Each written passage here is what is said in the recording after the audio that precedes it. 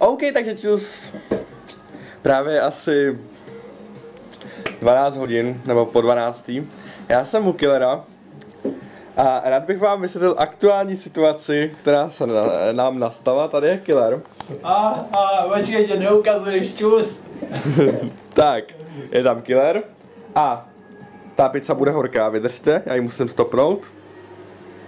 A jí bacha na kabel. Jo, já to mám pod kontrolou, kurva. Jak to funguje? Ani piču nemáš pod kontrolou. Počkej, jak to funguje?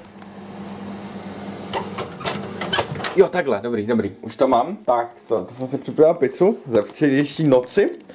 A vysvětlím vám, proč vlog začíná až teď, když vlastně jsem tady už od včera. Včera jsem vzal kameru, měli jsme takový workday v Praze s Killerem. Já jsem nejdřív měl schůzku, pak jsem měl ke kadeřníkovi, pak jsme jeli koupit nový mikrofon na natáčení nového videa, pak jsme jeli koupit rekvizity na videa, byli jsme jako v obchodáku, všechno jsme to natáčeli, měli jsme na videu opilý týpky, byli jsme tam spousta věcí. Natáčeli jsme celý den, byli jsme na náplavce, byli jsme na všech známých místech v Praze a natáčeli jsme tam. A z celého toho jsme vám natáčeli timelapsy, vlog, z toho, jak to natáčíme, vlog o všem, co děláme celý den. Natáčeli jsme prostě takový náš pracovní den v Praze.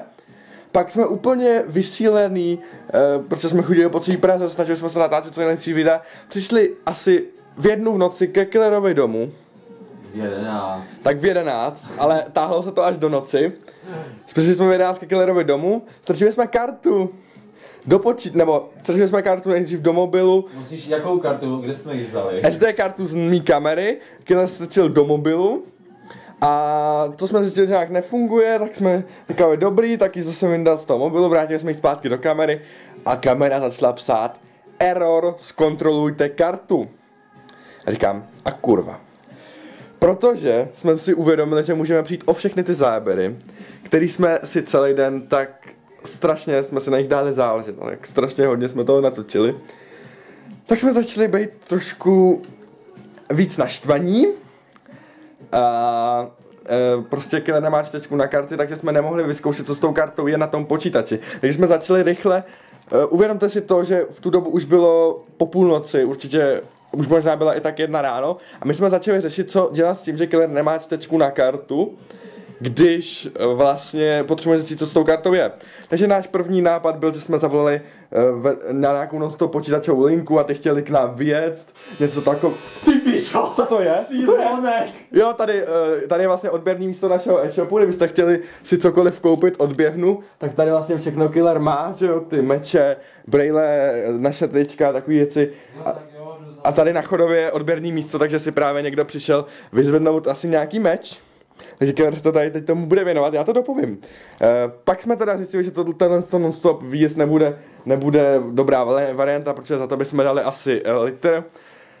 Takže jsme se rozhodli, že zavoláme do Alzy, protože ta karta je z Alzy a Alza má non-stop výdej v Holešovicích. Takže jsme tam zavolali takhle v noci, říkali jsme jim, že máme tenhle problém s kartou, jsme ji kupovali u nich, že je asi ještě v záruce a že si by nám ji nevyzkoušeli. Takže týpek na influence na Alze řekl, jo, v pohodě, my vám s tím pomůžeme, přijďte na Holešovice. Ovšem já jsem se podíval pak na účet od té karty SD a zjistil jsem, že už v záruce není, takže tahle varianta taky odpadala. Pak nás napadl ještě jeden věc. Počítačové herny by mohly mít v počítače se slotem na SD kartu.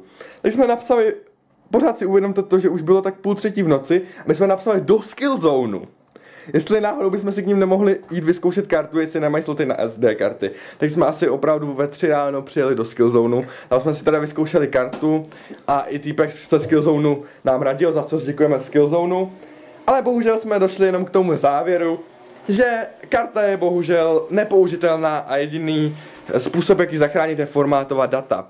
To znamená, že veškerý záběry, jak jsme kupovali rekvizity, mikrofon, opilých týpků, veškeré se záběry, timelapsy, ze včerejšího natáčení, několik hodin natáčení pro videa, se nám prostě smazalo. To znamená, že teď vstáváme, měli jsme vstávat původně v 10, už je po 12. a jdeme to všechno, co jsme dělali včera, zopakovat, teda určitě to nezvládneme všechno, už nemusíme kupovat ten mikrofon, ty rekvizity, protože to už všechno máme v autě, ale jdeme natáčet to, co se nám ze včerejška smazalo. A já jsem se rozhodl, že zkusíme obnovit i ten vlog, který měl být. Killer jde předávat meč, právě si pro někdo přišel. No, takže my vás vezmeme s sebou na to natáčení a uvidíme, jestli se nám stanou tak zajímavé věci jako včera. A doufám, že jo, aby tenhle vlog měl aspoň nějaký zajímavější obsah, protože včera byl fakt našláplej. Tak uvidíme, jak to dopadne. Zatím.